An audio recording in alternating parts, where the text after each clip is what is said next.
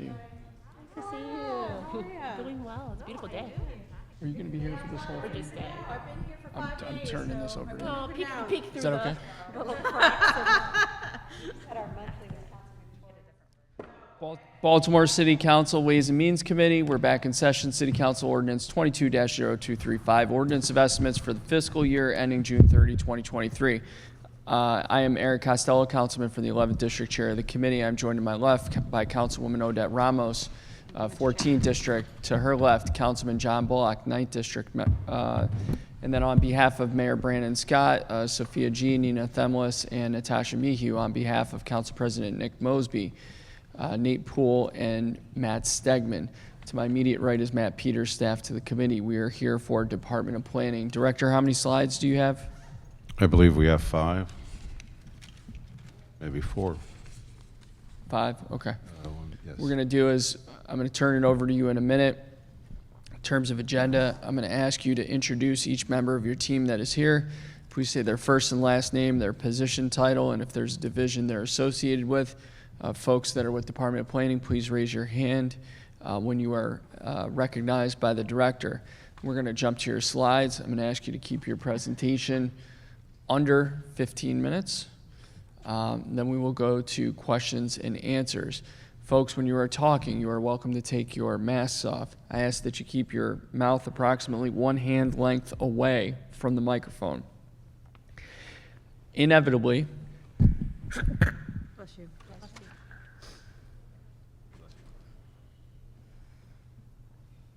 thank you. Excuse me. Inevitably, someone is going to break that rule. It's going to happen once. It's probably going to happen 3 to 5 times. It happens every agency so far. It will happen during planning, and it will happen for every remaining agency. In fact, for BPD, it may happen about 3 or 4 dozen times, depending on the length of time that they're in front of the committee this evening. I'm going to politely remind you, or the chair will politely remind you, to please speak into the microphone. That is for the benefit of folks who are watching from home, and these hearings are being recorded and posted on YouTube's Charm TV channel. Is everyone good with the ground rules? Any questions? Okay, Director, please take it away. Yes, my name is Chris Rao. I'm the Director of Planning for the City of Baltimore, and I'd like to introduce, starting on my right, Assistant Director Stephanie Smith. We also have several new leaders in the department this year. Ava Richardson is to the right of our right of Stephanie Smith. If you could raise your hand. Ava is the new Director of the Office of Sustainability. A returning division chief, the head of Community Planning and Revitalization, is Shul Kashani. And behind Ava is Bruna Attila, is our floodplain and critical area coordinator, in case there are very specific questions about that. And I can't see. Oh, I'm sorry. Okay. And then behind me is Eric Tissot, who's the head of Land Use and Urban Design. That will be the first service that we talk about. I'd like to introduce to you Taylor Lefebvre as the new Director of Food Policy and Planning. To my right, Sarah Parnillam heads up Data Policy and Analysis, which, as you know from the other day, includes the capital budgeting process. And then last but not least, our new Assistant Director, Nicole Stewart, comes from, she's the Director of Real Estate and Planning at the Baltimore City Public School System. So that rounds out the Planning Department team here today. Again, with 3 new members. Just as an overview, I would like to just reiterate a couple things that you already know. One is that the department has been entirely virtual for 2 years, over 2 years now. And as we speak, the 8th floor of the Benton building is being cleared out of surplus furniture, and we will be converting as a pilot project with the Department of General Service and assistance of Ernst Young. We will be converting to a hotel model. So only the administrative team of the planning department will have permanent offices on the 8th floor. The rest of the agency will become hybrid. They will be in the office sometimes and working from home sometimes. We made that decision based on the success of our virtual experience during COVID and really the enthusiastic embracement of that by our staff. I would also like to note that the Department of Planning literally during the last calendar year underwent a 25% turnover. You've heard of the Great Resignation. It happened to us for a wide variety of reasons, no single thing like retirement or what have you. We lost a couple people to the federal government because the federal administration changed. But we took advantage of that to build a younger and more diverse staff. It was a Herculean task that ended at the end of the calendar year with the resignation of our HR director, who just had it at that point. She did a fantastic job.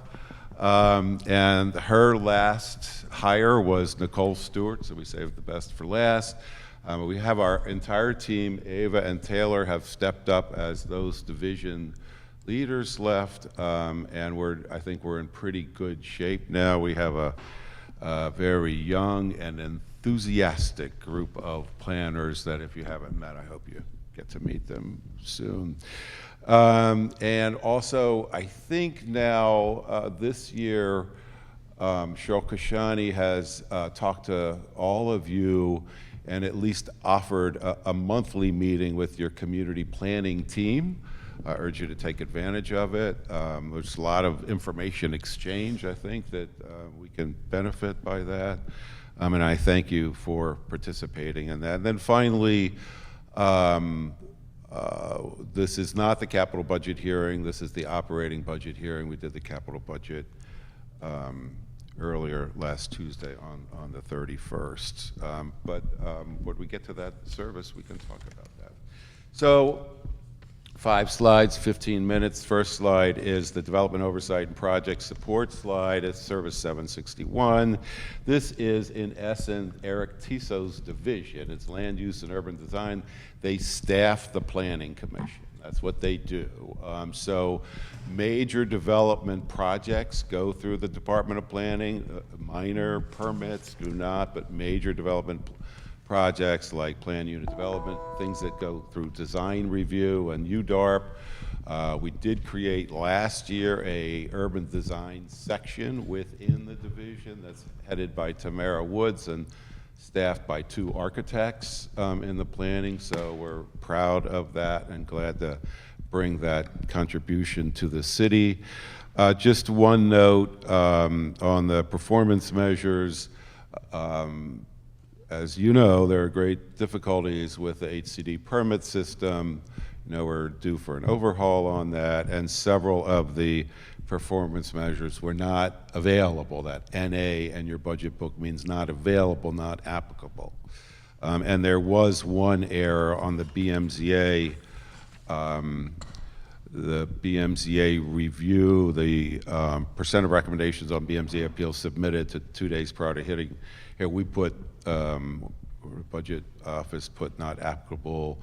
Actually, that was a 94.6% return, so we exceeded the target on that one. If there are no questions on 761, I'll move to 762 is C.H.A.P.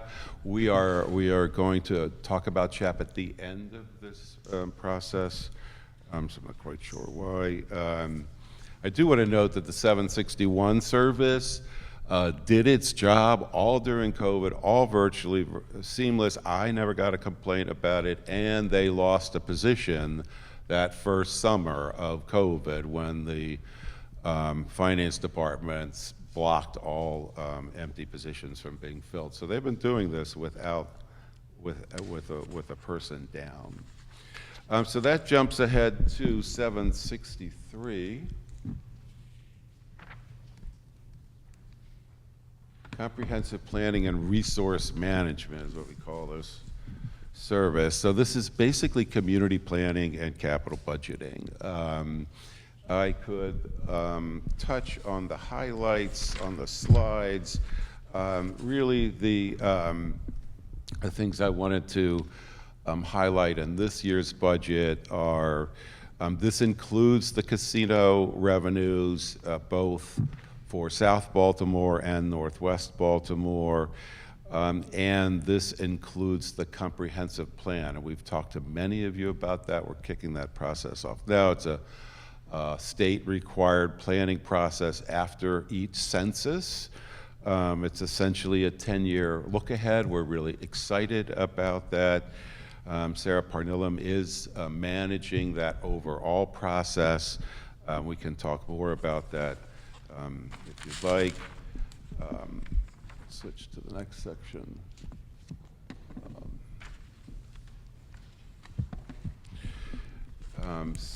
Service 765 includes both the Office of Sustainability and the Food Policy and Planning Division, which originated in the Office of Sustainability.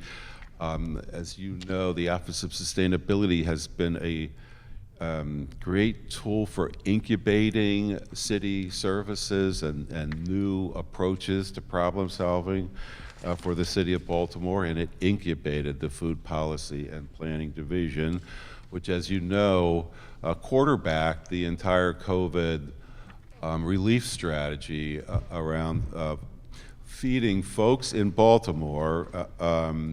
If you can imagine, all disaster planning, especially around feeding, in the city of Baltimore is based around congregate activities, right? When there's a hurricane, you bring everybody together in the school building or the rec center to provide shelter and food services there. What's the one thing you can't do in a pandemic is bring everybody together. So you have to figure out literally how to disperse thousands, tens of thousands of boxes and hundreds of thousands of meals out through the population geographically all over the city for a 2-year period, and we did that. We're extremely proud of that. In sustainability this year, we have a new position. This new position supports the Sustainability Subcabinet, which is an internal coordination tool, but really to amplify the goals and strategies of the sustainability plan. It's our way of getting all the agencies to sort of do their share to implement the city's sustainability agenda. So there's a new position to staff that.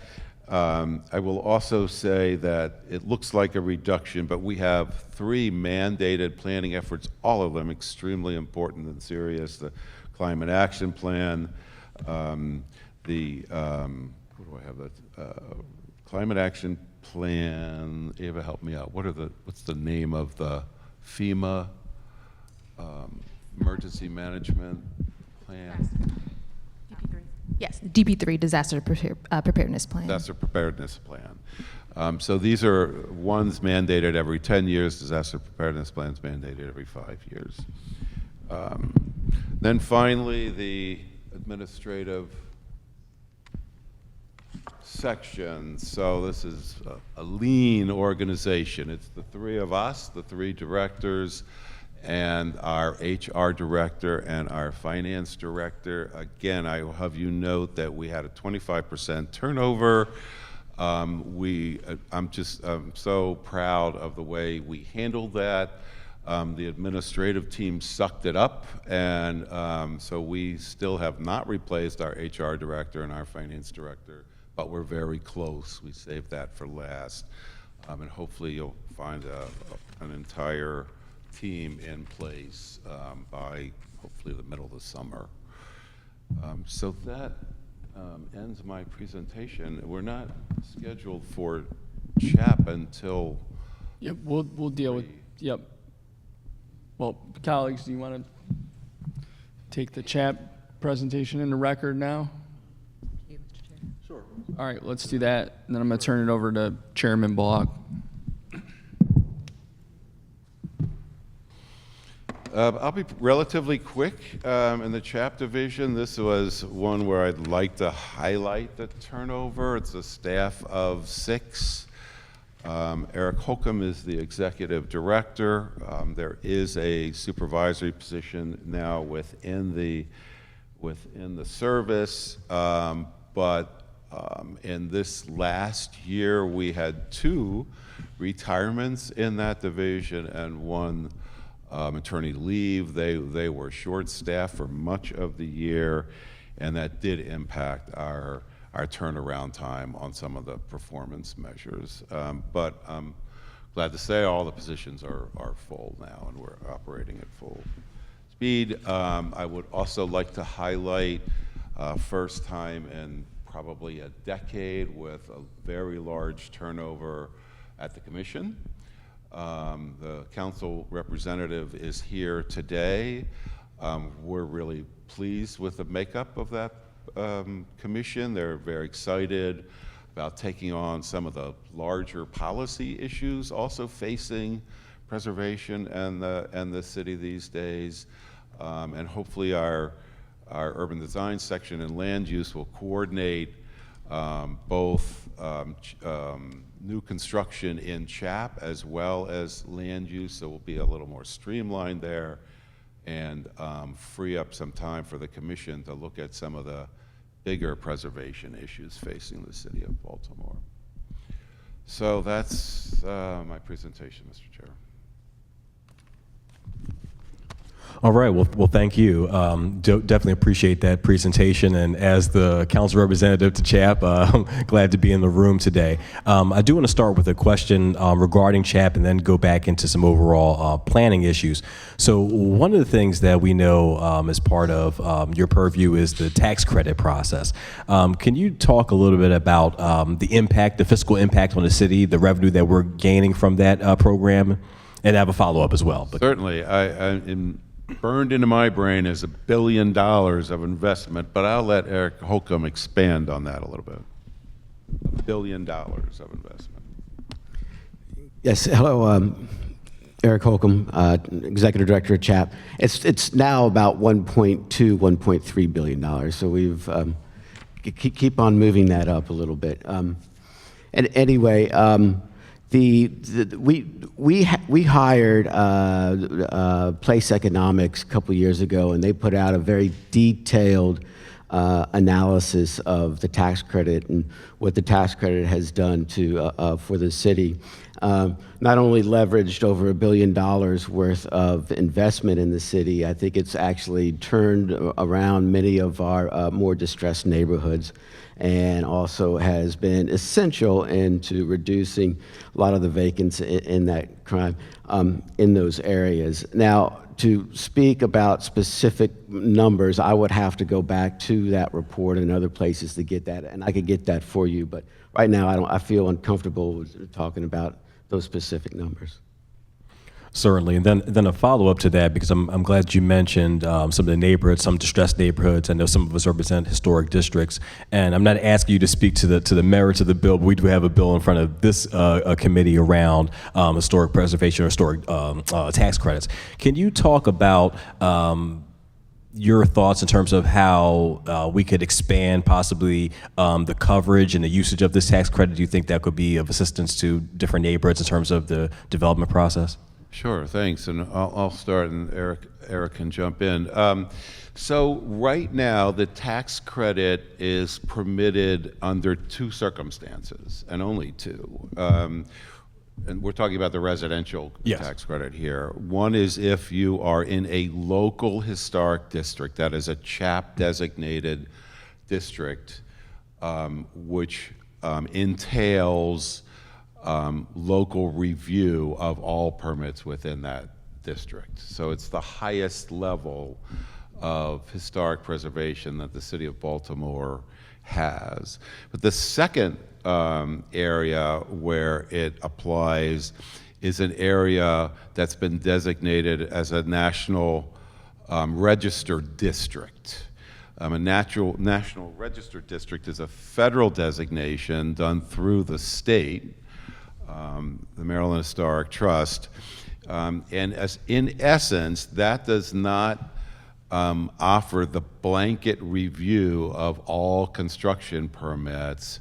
But if you want to use the credit and you rehab to C.H.A.P preservation standards, then you're eligible for the credit. So it's a very valuable tool because the credit is substantial, and in essence, it lowers the cost of renovation in a National Register district as well as a local district. So if the way the credit works is that it's frozen at pre-renovation levels for a period of 10 years, and the extra value added by the renovation is not taxed for that period.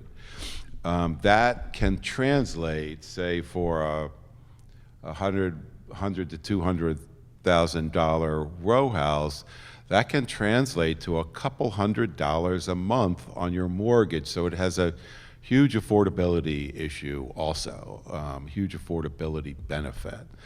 I would like to say proudly that our staff puts extra eyes on those permits and that they are better quality, and a homeowner can get some reassurance, especially a first-time homeowner who somebody may not be familiar with managing a contractor or a rehab project.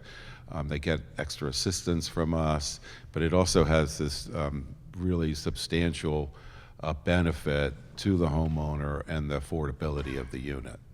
No, thank you for walking us through this, and I know Councilmember Ramos, Chair Costello. I know we've all talked about the census numbers for the city, right? And so, how do we then attract people, and how do we also have an economic benefit that draws people to the city? So, thank you for walking us through that.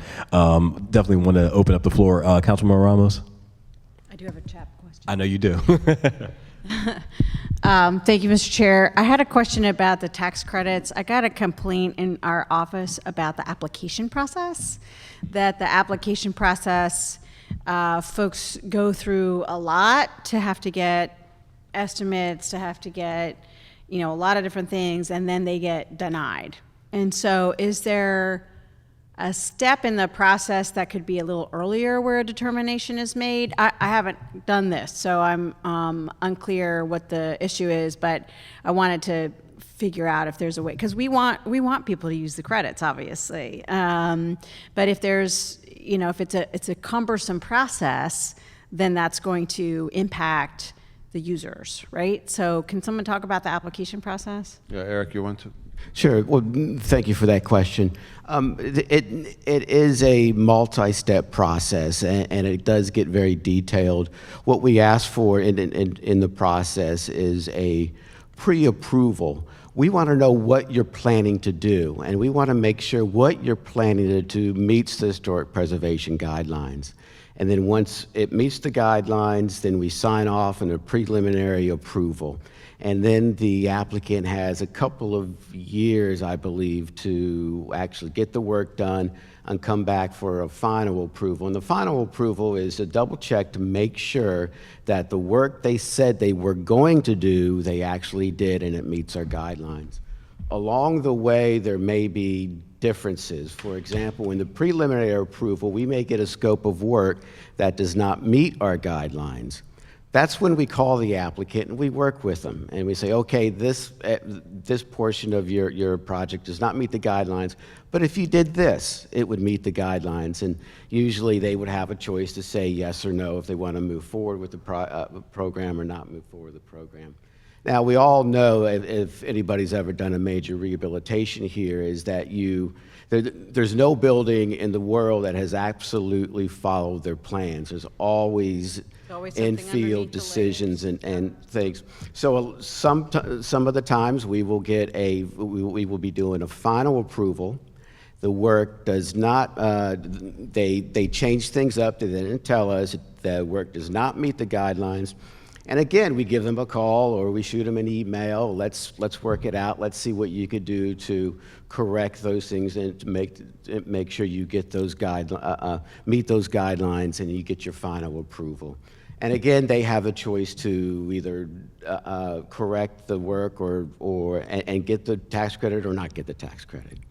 So I don't want to, I would like to speak with you further on more specifics of that case to see exactly what's going on and where you received that complaint. Yeah, and why it sure. was there. I didn't get all the specifics, but I'll make sure to get that and send it to you. It does sound like a tough process for folks if they're not familiar with historic standards, et cetera. So that could be it. And of course, in the history of being in community development world, folks are, well, you know, plastic windows versus the wood windows. I mean, there's that kind of calculation, if you will, that folks have to make. So, but I do think that if there's a way to streamline, that would be great. But I understand how complicated it is. And really quickly, just want to note that we've been joined by Councilman Cohen of the 1st District, who also has a number of CHAP areas in his communities. And then also, just want to say this, CHAP staff does a really decent job of going out and working with applicants, but I think we can always do a better job. So please continue. I have other questions for the rest of the department. I didn't know if you had any CHAP questions. No, you go ahead. Okay, so now we're if no more CHAP questions, then let's go and start talking about some overall planning questions. One, I just want to get to that you mentioned at the outset. You mentioned going toward converting toward this hotel model. So, two questions: do you see that more of a cost savings, or more so about worker productivity and just moving toward a different model of operating in the office? Good question. Both is the answer. For those of you that were here in the Capitol presentation, you may remember our overview of the Department of General Services and their capital budget. And for discussion purpose and very gross numbers, the City of Baltimore has roughly 4 times the amount of real estate it can maintain. It is off the charts, insane. And as the manager of the capital budget, I can assure you that we will never have enough money to maintain the portfolio that we have. A year ago, we worked with the Department of Finance to create an asset management condition. But no one ever asked the question, how much can we afford to maintain? So we've been working with the Department of General Services to ask that very question. How much can we afford to maintain?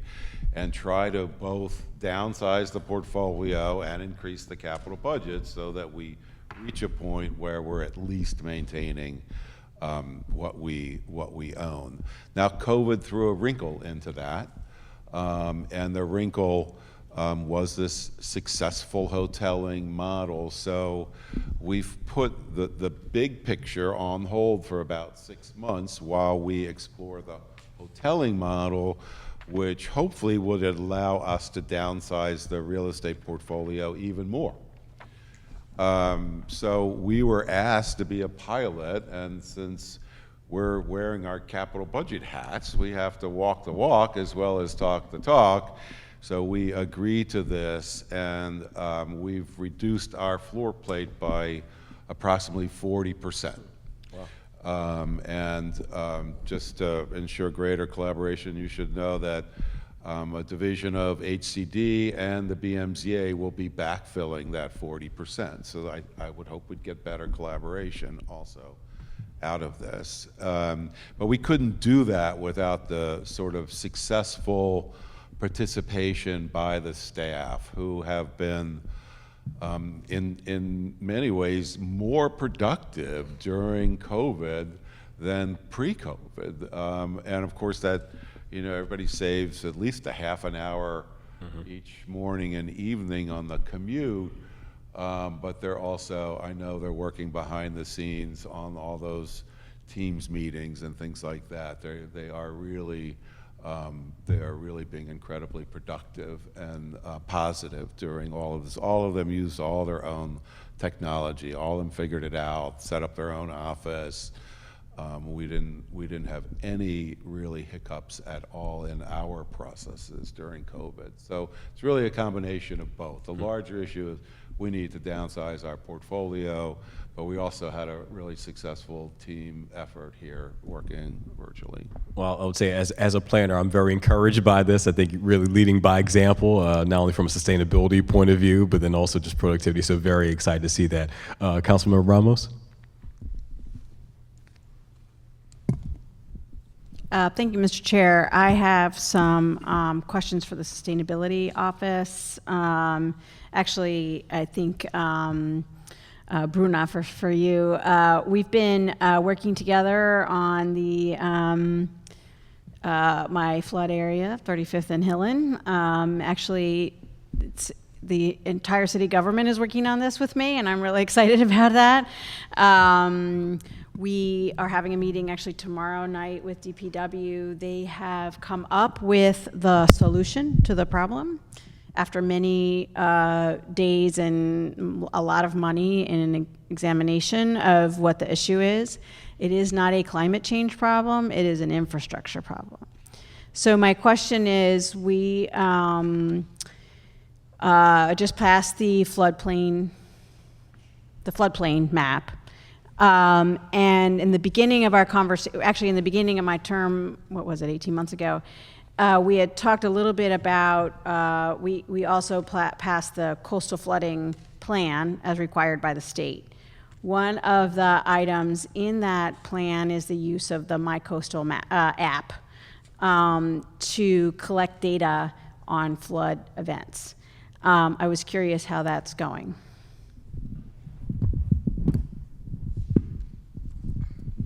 You're on. Is it on? Okay. Yep. So the state has adopted the app. It's finalized, and we're trying to do some outreach through social media to help to increase awareness so people around the city can start reporting flooding that happens across the city. So the app is registering flood events not just in the coastal area, but also due to riverine causes.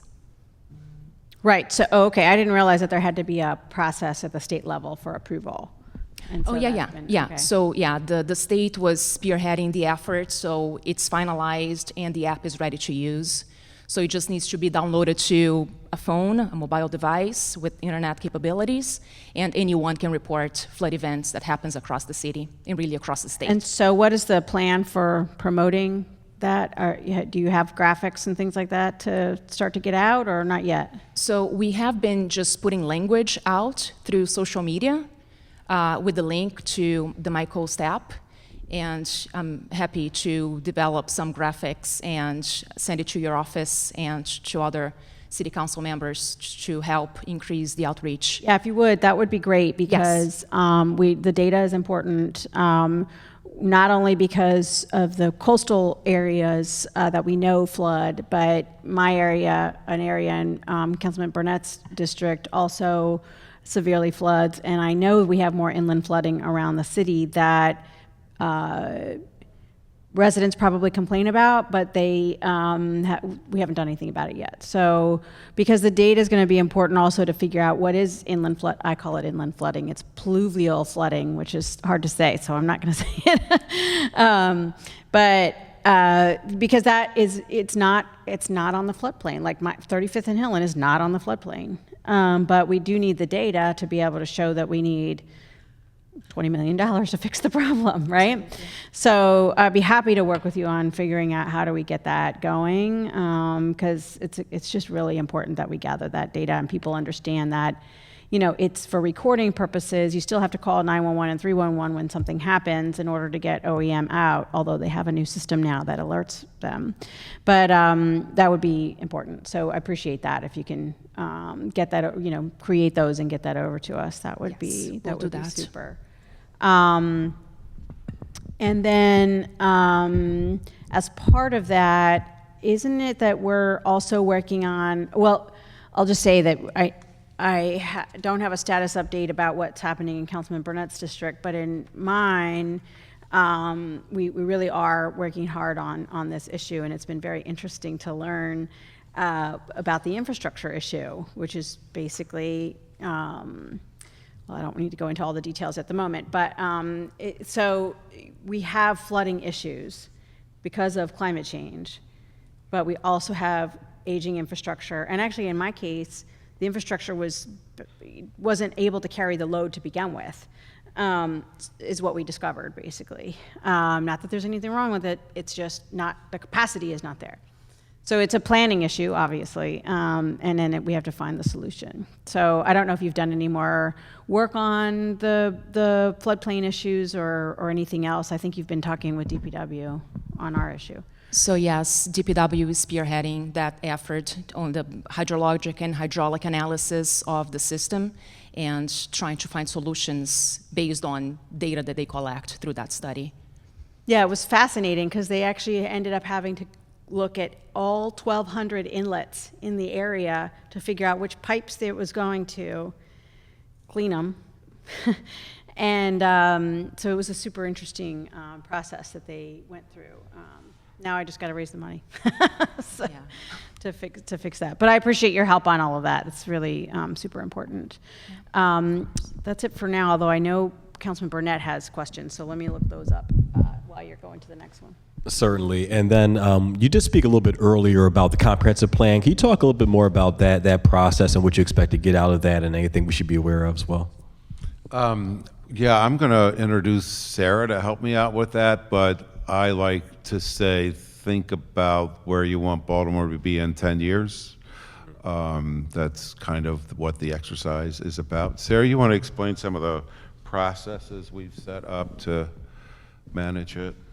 Yeah, we are in the early stages of outreach right now. So we've just kind of done the kickoff. We have website, planourbaltimore.com, which has a lot of resources on it if you haven't had a chance to check it out yet.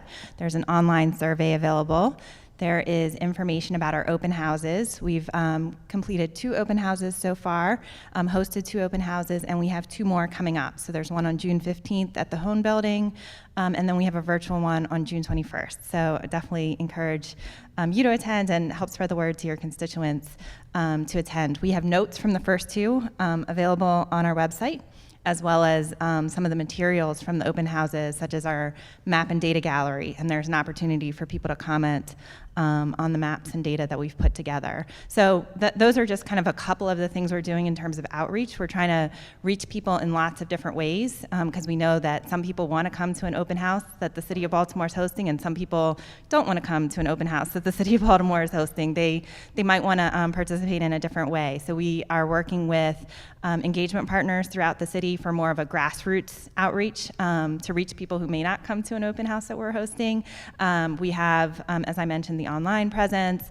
We're doing meeting in a box if people want to host their own meeting. So if there's a community association or a church group or a youth group, we have materials available for them to host a meeting and get us the information, or we can come help facilitate. So we're trying to collect lots of information right now at the beginning stages to look at the vision, to look at the potential topics, and then we will process that information and come back to the public with more information about the next step. So it'll be iterative, and we'll kind of keep going through that process as we move forward through the plan.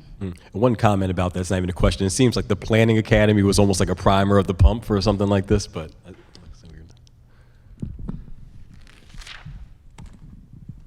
Thank you. So I wanted to also just highlight where the comprehensive plan and our equity kind of work kind of coincide, so you kind of teed that up accidentally. So just as a reminder, we established our equity committee, in 2015.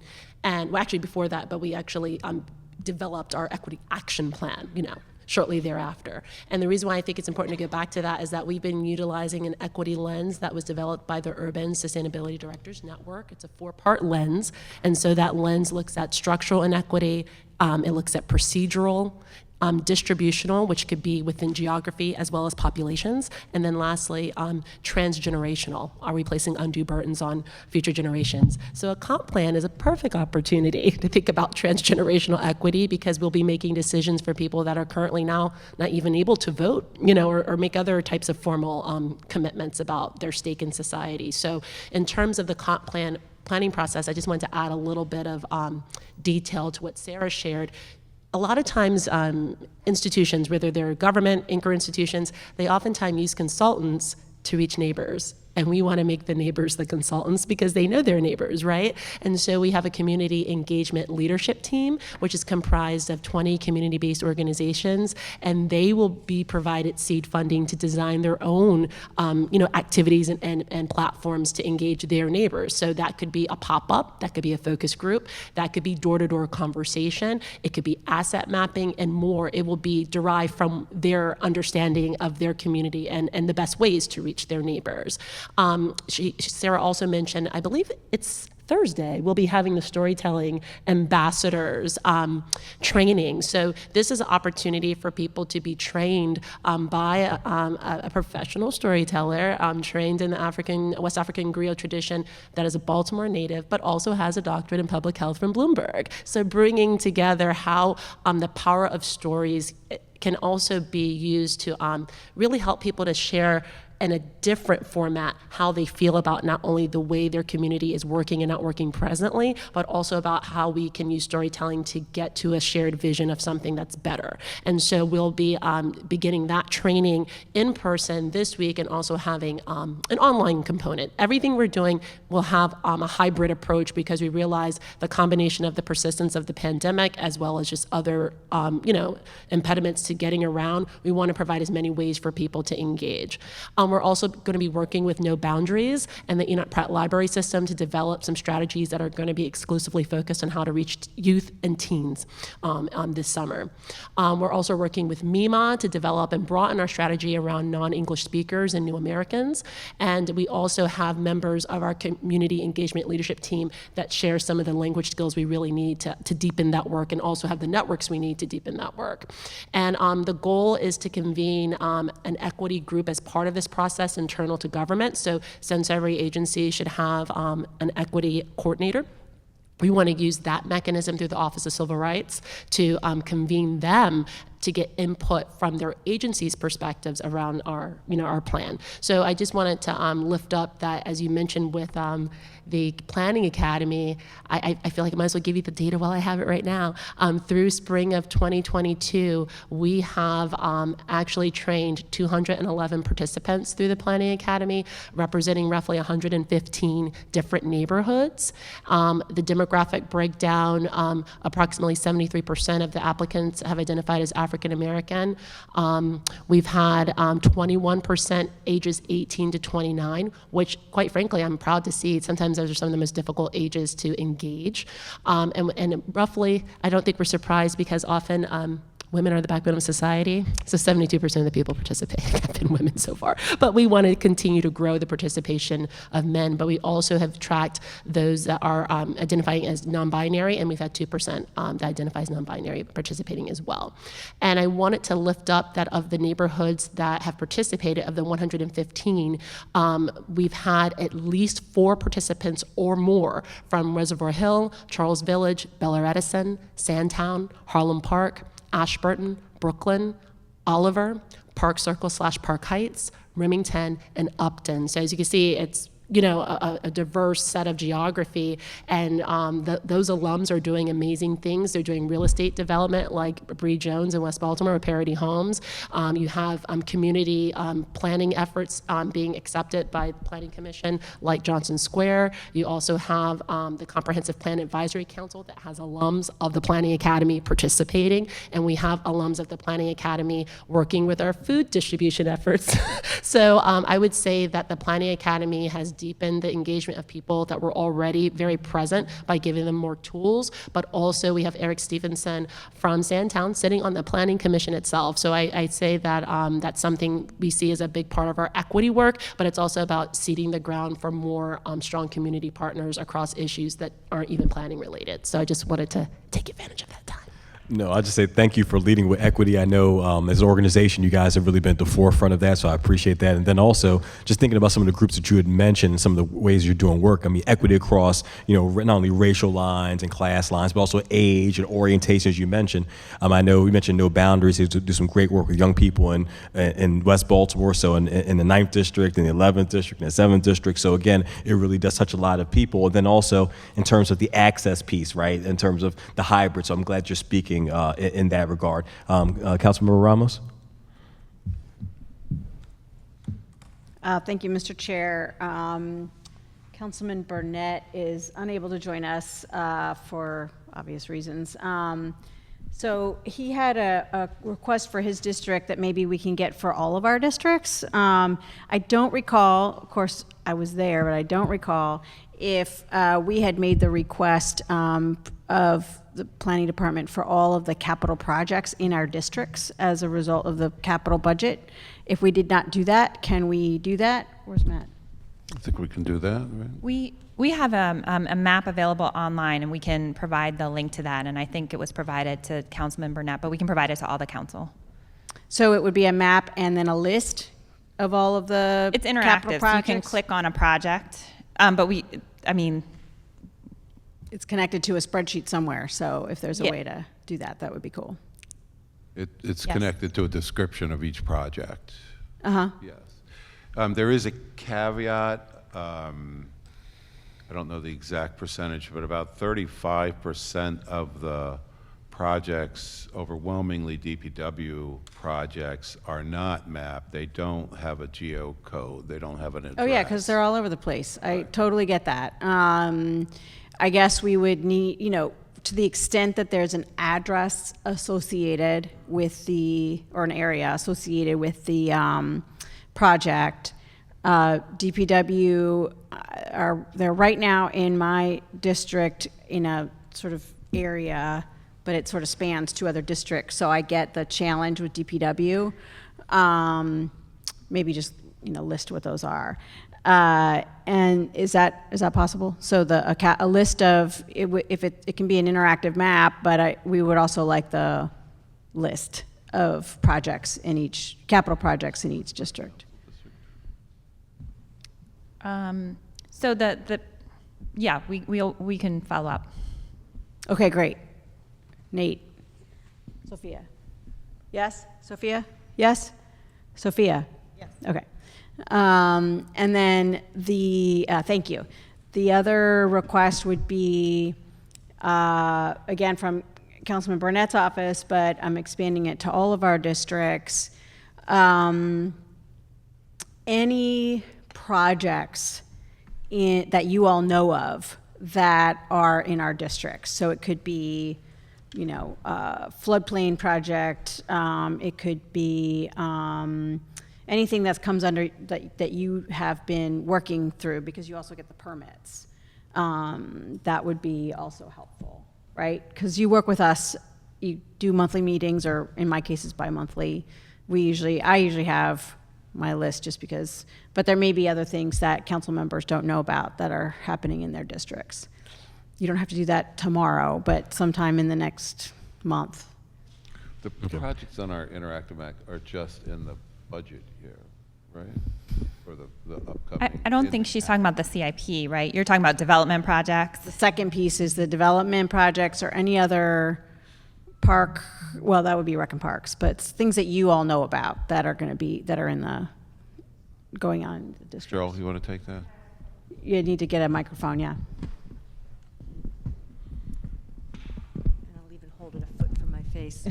No, you need to hold it close. There you go. Could you just say, sorry, thanks. Can you just say, like another sentence about the types of projects, development, because you mentioned we do permits. You definitely don't want all the projects that have requested permits. I mean, No. That's You're that can't be totally what right you about mean. that. Right. You're totally right about that. Thank you. I'm glad you asked. You don't want to know when 'Cause somebody's putting in a new window. Like, seriously, you don't want to know that. No, it's more about the, Could you write this down? development, like bigger development Yep. projects, and those kinds of things. So not if somebody's putting in a window or I knew is. you didn't mean that, but when you mentioned permits, because that's pretty expansive on the URPs. But yes, Sure. so anything that you would think would merit, like, we would actually call Making a sure that big- we know about, basically. Okay, Yeah. okay. And to that point, let me make a plug for these meetings. I mean, I find them very useful. So do We're doing I. it for the pandemic, and I encourage our colleagues also take advantage of the meetings with community planners because you can really get down to some of that detail. Also note that we've been joined by Deputy Mayor Ted Carter, and I know that Councilman Cohen also has some questions as well. Thank So you. wait, I just want to make sure that, Cheryl, We're good. What I will do, Chris, I'll send an email to all the community planners with that request, and because you said you wanted it for all council districts. Yes, please. No problem. Okay, thank you I just very wanted to be much. clear. Thanks. Yes, thank you very much. And I have two more of Burnett's questions, but we can come back. Okay, thank you, Councilman Cohen. You're here. Thank you, Mr. Chair. Thank you, Chris. Good to see you, and to your entire team. So there is a new general fund position created for extreme heat in the budget. This is part of the sustainability sub-cabinet. What is the sustainability sub-cabinet, and are there other roles assigned to this unit to explore other weather-related issues, knowing that extreme heat is increasingly a problem for, not just Baltimore, but many cities. But certainly we are gonna see it here. And I know in some places they require folks to put in air conditioning as part of the rental licensure package. But yeah, tell me a little bit about that, both the subcommittee and the specific issue around weather and extreme weather. Okay, I'll start sort of with the purpose, and then Ava can talk about what they're working on now. So the purpose of the sustainability subcabinet is to leverage the work of the other city agencies to implement the sustainability plan, really. So it's all the agencies that have an aspect of implementing the sustainability plan are the members of the subcabinet. So an example would be fleet management in DGS and the electrification of the fleet. That would be a topic for the sustainability subcabinet. Now, in terms of heat, then I'll pass it to Ava, but many people think, I think certainly Ava's predecessor, that heat is one of the most important issues for the city of Baltimore. There has been a study, I can't quote it directly, but it was an academic study. It looked at 3 cities in the US, and one was Phoenix and one was Detroit, and I forget the third, where a heat wave coincided with a power outage. And there were thousands of deaths modeled in that particular study. So it's a very, very serious issue. So the write-up of the new position, it's really a broader than just heat. It's a sub-cabinet support issue in general, but that is one of the most acute problems facing the city of Baltimore. Ava, you want to? Yeah, definitely. Thank you, Chris, and thank you for that question, Councilman Cohen. And so the sub-cabinet really helps to support cross-agency collaboration. We know that in the Sustainability Office, we have our 2019 Sustainability Plan, but there are other plans, including plans from DPW, the Department of Transportation, the Office of Emergency Management, and the Health Department that also relate to some aspect of sustainability and resiliency across the city. And so the goal is to really get agencies working together, engaging in peer learning, better leveraging resources, being more coordinated to be able to go more ambitiously after different funding opportunities, and to ideate and to really think creatively about how we're meeting some of our sustainability goals across the city. As it relates to this position, and so we're really looking forward to hiring for that position. It will be a climate and resilience program manager that focuses on several aspects, including supporting the advancement of the sustainability and resiliency subcabinet. But in terms of the heat role for that particular position, we really want to see the city create a heat mitigation plan, to really think critically about how we're addressing the urban heat island effect by incorporating more green infrastructure and cooling infrastructure, also ensuring that we're partnering closely with the health department to, while they're responding more acutely to extreme heat or extreme heat-related extreme health events, that we're thinking more longer term, how we're removing impervious surfaces, incorporating more green space, more trees, because we know those all have a huge impact on different communities. And as if you're living in certain parts of East and West Baltimore, you're just having much more of a heat burden that you're dealing with. And so addressing those things more comprehensively. Thank you. Just want to note that we've also been joined by City Administrator Chris Shorter. Good to see you. Councilman Cohen, do you have a follow-up to that? No, I appreciate the pretty thorough explanation and agree with your assessment that it is a very, very serious problem. I have a slightly different but somewhat related question, and it is about the Greenway Trails. And it is a topic that you and I, Chris, have had multiple conversations about. I think it is a crucial project for our city, and I want to, on the record, state that I think having multimodal walking, biking pathways for a city like Baltimore that is pretty transportation starved, and just giving people a way to get out and enjoy the outdoors is critical. So where are we at on that project? Yeah, the Greenway Trail is a good project. I mean, it's intended to link neighborhoods with employment centers, for example, and provide an alternative form of transportation for people that don't have access to a car. In terms of your district, there is a key property, and really one property only, that is not in public ownership. It's either not owned outright by the city or part of its right-of-way system. We have made an offer to Norfolk Southern Railroad, which owns the property. They've declared it surplus. They have sent us a counter offer based on an appraisal done by them, and so which greatly exceeded our offer. So we have commissioned an appraisal by the city. So I think forgetting the exact numbers, Cheryl has the exact numbers of what we offered and what they counter offered, and what the timeline is for the new appraisal. Well, I'm actually not prepared to say publicly what one offer was and the counter offer. I think that for negotiating purposes, I think that's Right, you okay. can't If you're say okay it. with that.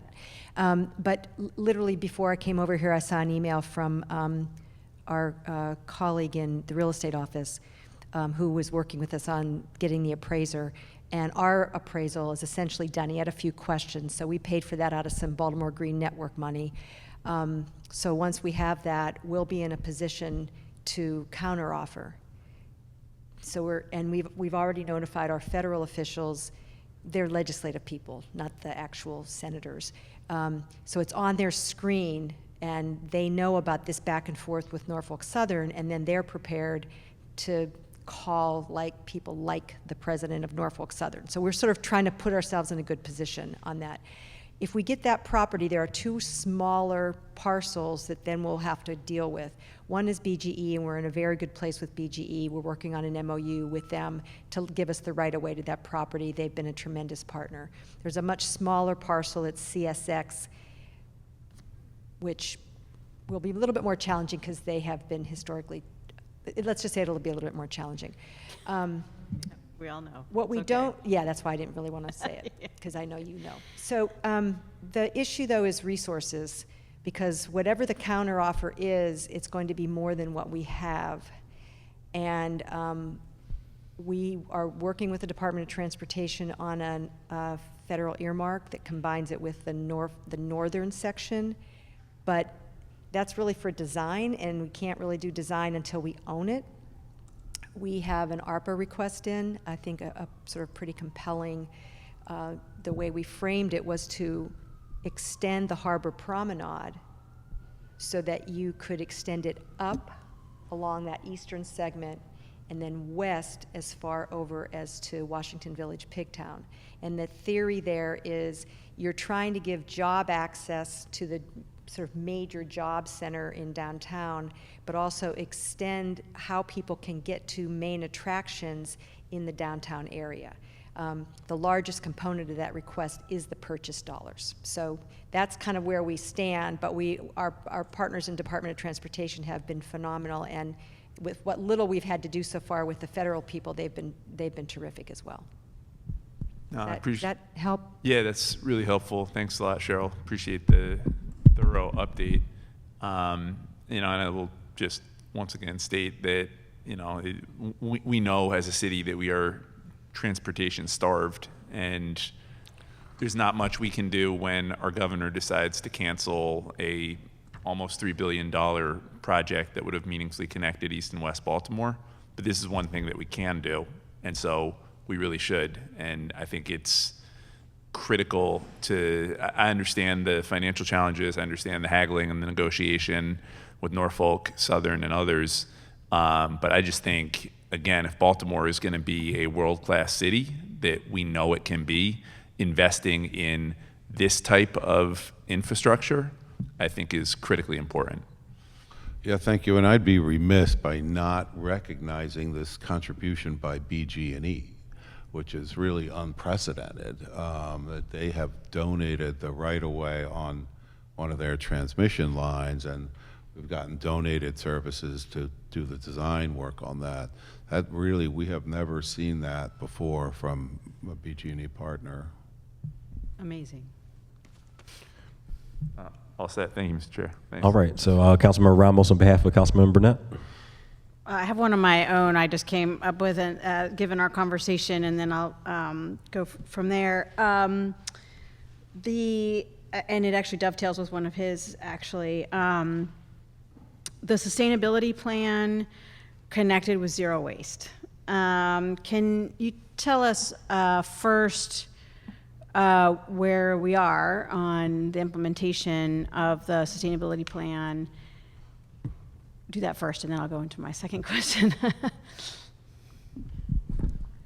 Sure. So in terms of the implementation of the sustainability plan, we're making progress on each of our goals. With the release of our sustainability plan for 2021 this past year, we highlighted some of our accomplishments and successes, and we had progress in several areas and several chapters. So that is moving right along. We're continuing to stay on target. And as you see in the budget workbook, we were on target with all of our performance measures, even though in the sustainability plan, those specific measures that are tracked there are very different. So I don't know if you had specifics about different So I have a actions in the specific plan. question about the zero waste part.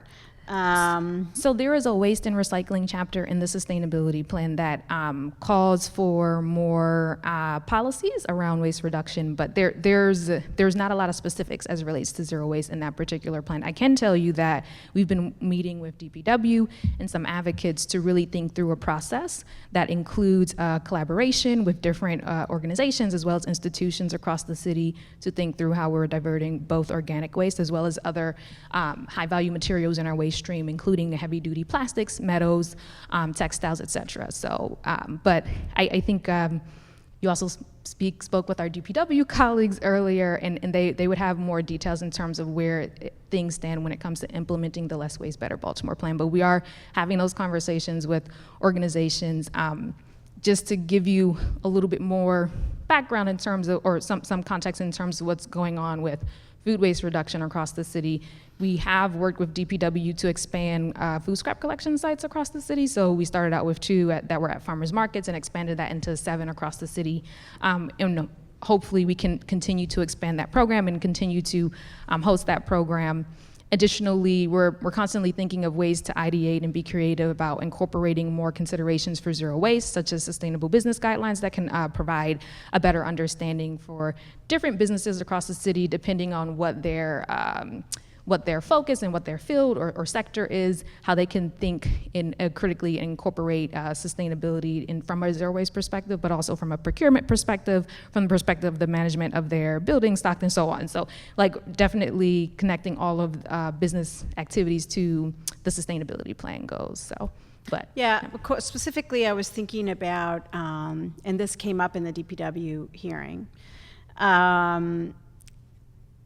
Councilman Conway, Councilwoman Porter, and myself have pending pieces of legislation, I haven't introduced mine yet, but I will, that would help us in the process for zero waste. It seems to me like we need to be all coordinated with what DPW is doing. I mean, the compost work is starting.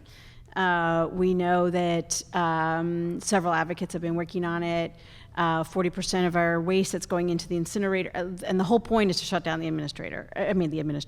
incinerator, excuse me. I was here last night till 2 a.m. You'll have to excuse me.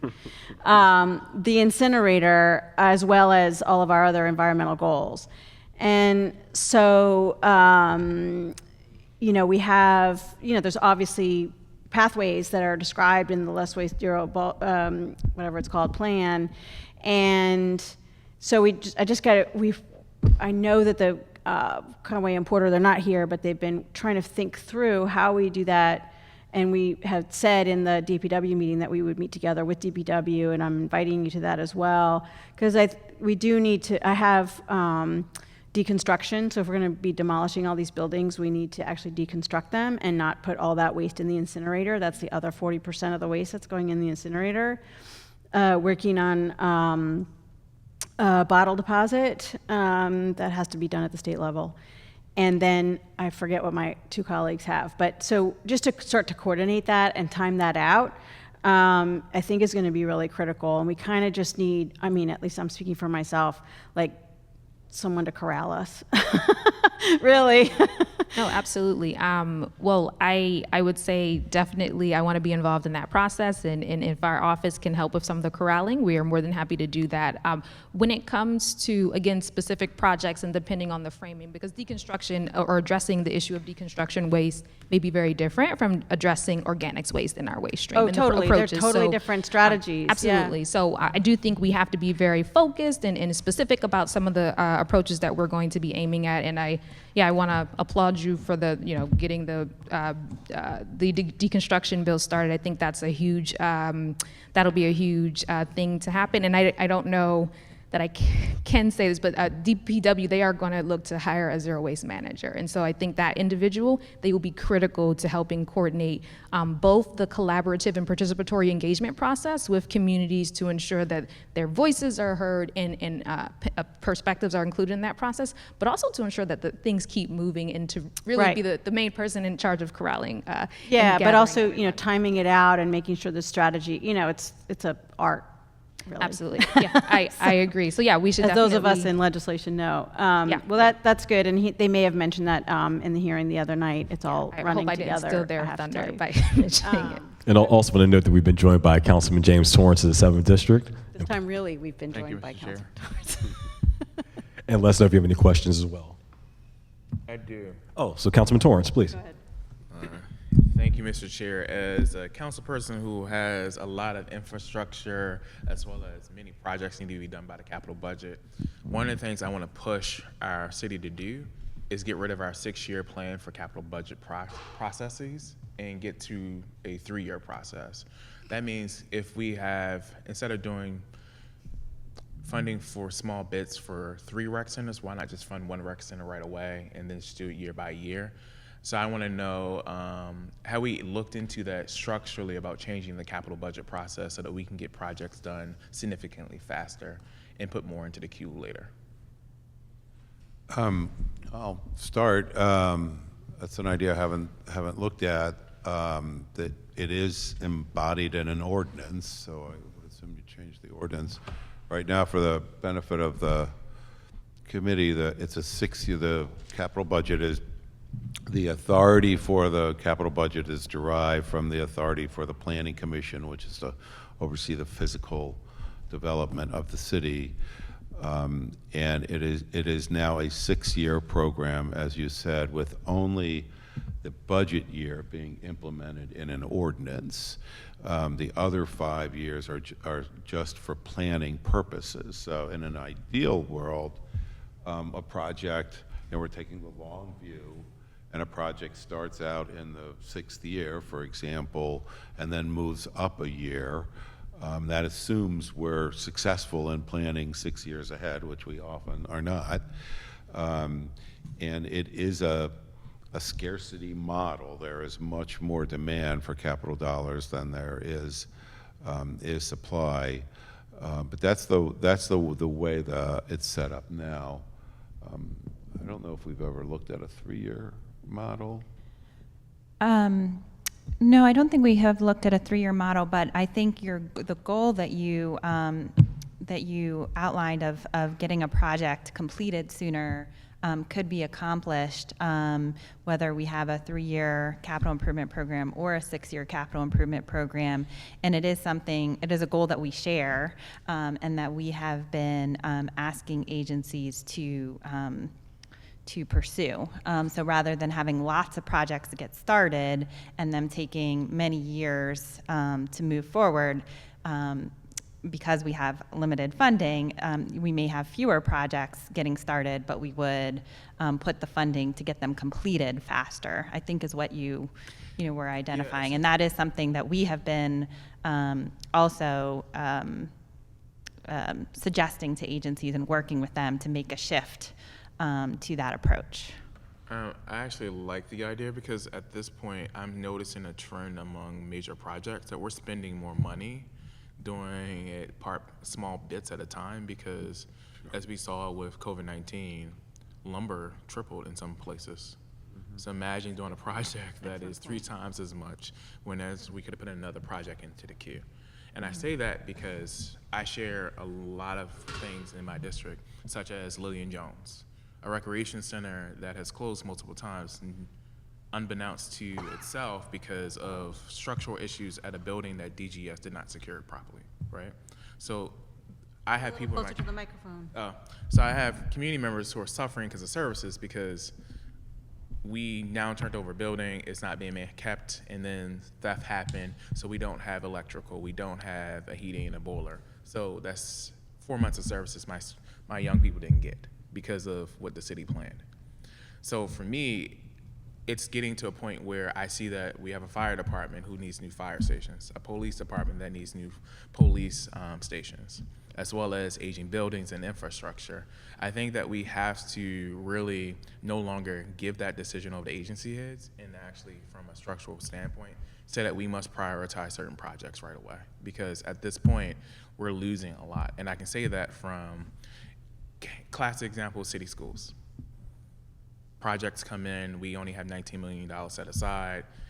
We don't have enough funding and capital spending to actually get projects done for them, so they have to send money back to the state. So again, we're still wasting money and costing more. So what I'm interested in, and this is a request to the administration, is having a meeting and a conversation about shifting that gears, because I've seen cities that have shifted those gears and has led to structural changes in their own infrastructure and cost savings. So I would like to really study how we can save money in certain agencies by doing that. We have that request? That's, okay. Could I add one comment? The capital budget is it's a result of 2 financial factors. The largest one, the one that we're all most familiar with and is most predictable, are the bond authorizations. So the bond authorization level right now is set at $80 million a year. That is a calculation based on a financial study, a financial plan that's done by the finance department every 5 years, sort of as to what is prudent for the city to borrow at a favorable interest rate. So that figure is set every 5 years in essence. It was $65 million 5 years ago, and I think this coming year we will go through that process again. I get it, Chris. My issue is that even with our bonds, we send money to like a Walters Art Gallery and others. We need to really start thinking about truly the infrastructure of city government and services. I can say that you have a fire department that goes into a station that may need drastic repairs. We're putting first responders' lives at risk, because if you're in a station and there's asbestos and you're breathing that in, you're not only worried about the hazards of actually walking into a fire and dealing with a fire, but sleeping in an actual facility that may actually cause more damage than the fire you walked into to your lungs later in life. So I just want to be clear that we have to, I see urgency in changing how we structurally do things in the city. And I think that this is the right time to do it because, as we know, as we're going to start attracting more residents, right? But I can't attract a resident if a rec center continually closes in their neighborhood. That's not an amenity if it closes all the time. It's not an amenity if there's no playground in a neighborhood. So we need to structurally start thinking about how do we shift and no longer, and I say this even with some of our enterprise funds and how we do it, some things make sense and some things are just like, yeah, that's just how we do it. I think at this point it's no longer how we do it, it's how do we save money to do more with what we can do. And this is no pushback against your agency, this is the pushback against the structure of city government within itself. The other thing I was going to say with that is that on the general fund side, as opposed to the bonds, we don't know from year to year what the allocation will be. It depends on the larger cities, the larger financial picture of the city and the revenues that it generates from taxes and state funds and federal funds. But we don't often know that, and there is very much a ratio between the operating budget and the capital budget. Essentially, you have to cut back the operating budget to expand the capital. I'm just really saying that we need to start making values judgment, because sending millions of dollars for a bond to Walter's Art Gallery when I can spend that money in Sandtown Winchester is different, right? That's a cultural institution, but there's also a cultural institution in Sandtown Winchester that needs to be done, right? So I think we need to really start thinking about how we use our bonds, or how do we use our bonds to grow even our tax base, like using geo bonds to actually repair vacant structures to bring people into the city, and we eat the cost and later have a financial forecast that we can go from there. I'm just thinking about how can we be innovative with our capital spending to not only bring in revenue, but also address needs right away instead of just investing the same amount of money into the same institutions every year after year. And thank you, Councilman Torrance, for bringing this issue and trying to be innovative. And thank you, Director Ryer, in terms of your thoughtful response. I know City Administrator Shorter is here, may have some comments at this point. Thank you. All right, thank you very much. And Councilman, thank you for the question, and Director for the thoughtful and thorough response. What I'll say is that you are absolutely right, and we're absolutely happy to continue the conversation. This is a pivotal moment in the sense that we have, in addition to the capital budget, other sources of capital coming in to help with infrastructure.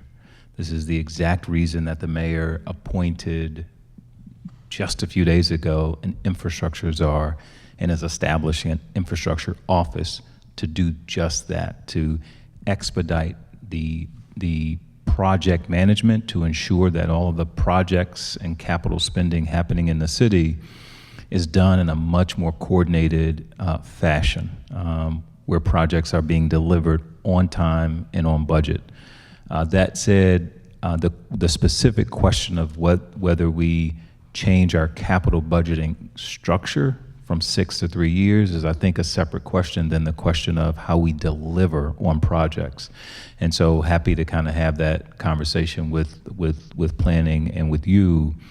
That said, what is happening in the city by way of infrastructure dollars that are going to be leveraged from the federal government, funding coming from the state, and ARPA dollars that are being invested in recreation centers and other hard infrastructure in the city is going to require a very heavy lift, not just on behalf of our city, but on behalf of our contractor community, the construction community that supports all of these projects.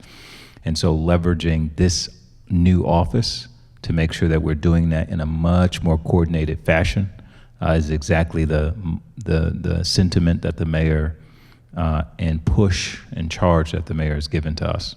So just wanted to make sure that I raised that we are, just in the last few days, made a very public announcement and declaration that we are taking seriously as an administration all the funding coming our way to help with the modernize the infrastructure in the city.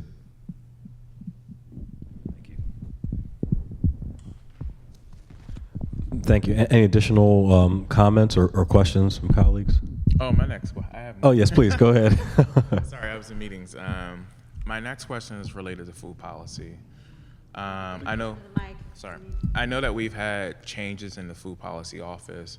One of the things I really want to sit down and think about is how do we do a deeper dive into like the data, because what I'm finding is that like we have the food boxes that we're going to distribute and continue to distribute and build that infrastructure. But what I'm noticing is that we're not leveraging a lot of grassroots organizations. And since we have a lot of, I'll put it like this, a lot of land that we don't keep up with, that we might have to really start thinking, how do we structurally create urban agriculture in the city? So I just want to make sure that I want to put that at the top of the lens for coming out of budget hearings, that we really think about a strategic plan with all of the vacant lots that we'll have, be it core or other reasons, and the possibility of leveraging those for an infrastructure project. Because we have great public markets, there are opportunities to provide revenue from actually having urban agriculture in our city that we can actually do ourselves and hire young people and people from our communities to do and create revenue streams. I just want to make sure that we have that conversation. I'm just leveraging it up as a comment, not as a question. What's that? I'm so glad, Councilman, that you mentioned this, because it's another pitch, because you weren't here earlier, about being more engaged in the comprehensive planning process, because what you're discussing is land use. What will be, like, are we going to use our land with that type of intention? How do people feel about that? People feel differently about a garden than maybe a commercial grade enterprise, right? So just another pitch to keep you engaged and your constituents on the comprehensive plan. So thank you for that. Thank you. And I could introduce Taylor Lefebvre as our new Director of Food Policy and Planning. And no, listen, we know each other. We're working on a project together with the Druid Hill Farmers Market to bring that back. So I'm aware of like Taylor being here, had a previous relationship with his predecessor, but I'm just leveraging that, like, we need to give Taylor more to do more, because when I see that there's plenty of opportunity with the vacant structures and lands that we have in Baltimore City. I've seen what Detroit has done in terms of urban ag. So like we have opportunities. I love what you guys do. I just want to push you to think a little deeper, a little more creative, and push your fellow sister agencies to think a little bit deeper as well.